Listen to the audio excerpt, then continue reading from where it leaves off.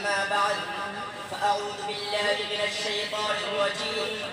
بسم الله الرحمن الرحيم. لا تقتلوا النفس التي حرم الله إلا بالحق. وقال النبي صلى الله عليه وسلم: أكبر الكبائر الإشراك بالله وقتل النفس وعقوق الوالدين وقول الزور. رلاتی ہے تیری حالت اے مسلمان مجھ کو، رلاتی ہے تیری حالت اے مسلمان مجھ کو، عبرت خیز ہے تیرا فسانہ سب فسانوں میں۔ برادران ملت اور حاضرین مجلس، آج آپ ریڈیو اور ٹیلی ویژن میں سنتے ہیں کہ فلاں جگہ دہشت گردی ہو رہی ہے، فلاں جگہ دہشت گردی پھیلانے کی کوشش کی جا رہی ہے۔ آج دہشت گردوں نے اتنے لوگوں کو موت کے گھاٹ اتار دیا، اتنے لوگوں کی جانیں ضائع ہو گئے، اتنے املاک برباد ہو گئے، اور ان سارے جرائم کا مجرم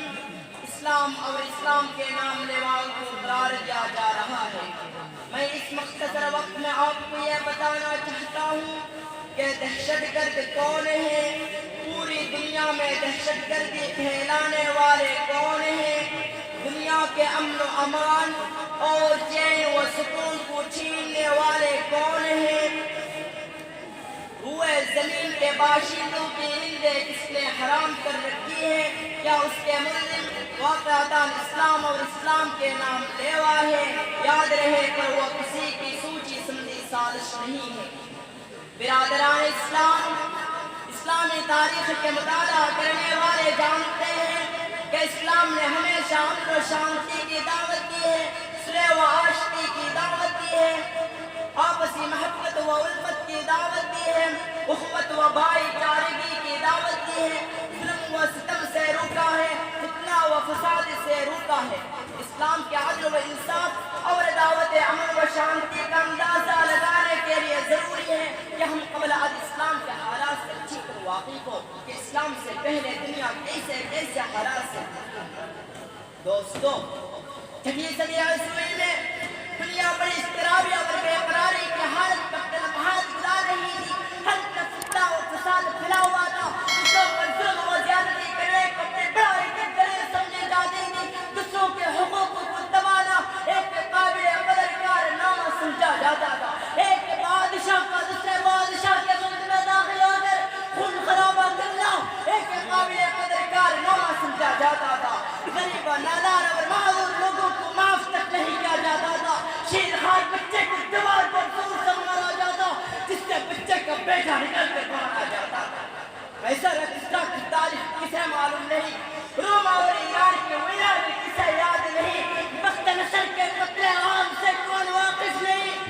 برما کی حالت کسے معلوم نہیں، جن کے خلاف کی بہتری سے کون آشنا۔ الغرض پوری دنیا میں فساد پھیلا،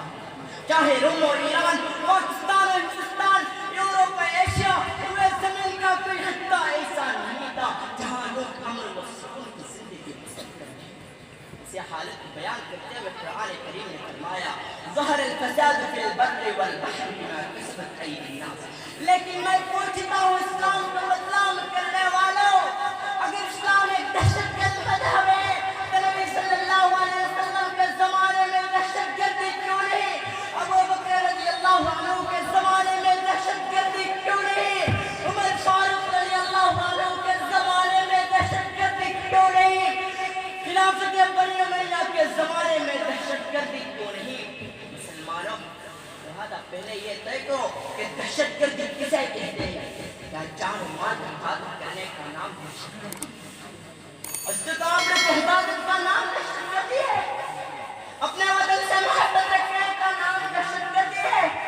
اپنے وطن پر قربان ہونے کا نام دہشت گردی ہے؟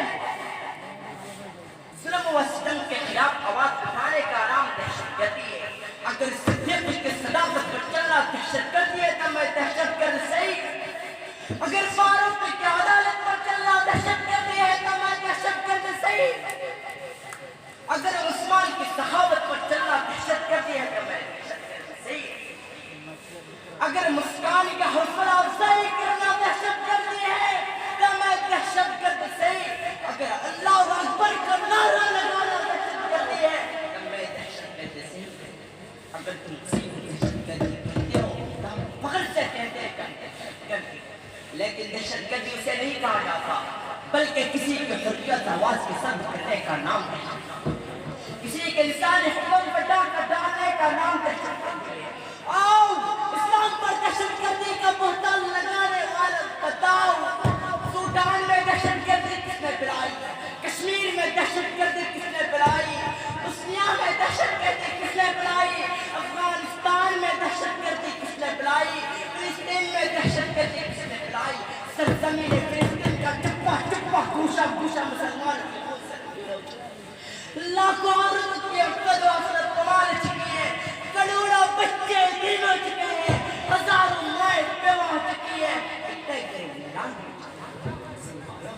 میں ان درندے جھوٹے سے پوچھنا چاہتا ہوں اے نام نہاد عمل قائم کرنے والوں اگر تم آقا کا نام قائم کرنا چاہتے ہو تو خود دہشت گردی کرنا چھوڑو دوسروں کی عزت و آبروریلی کرنا چھوڑ دو دنیا میں امن قائم ہو جائے گا دنیا سے دہشت گردی ختم ہو جائے گی یہی دہشت گردی کے خاتمہ کا اصل علاج ہے اللہ تبارک و تعالی ہم سب کو اور دنیا کے تمام مسلمانوں کو دہشت گردی سے بچنے کی توفیق عطا فرمائے آمین وآخر دعوانا الحمدللہ رب العالمین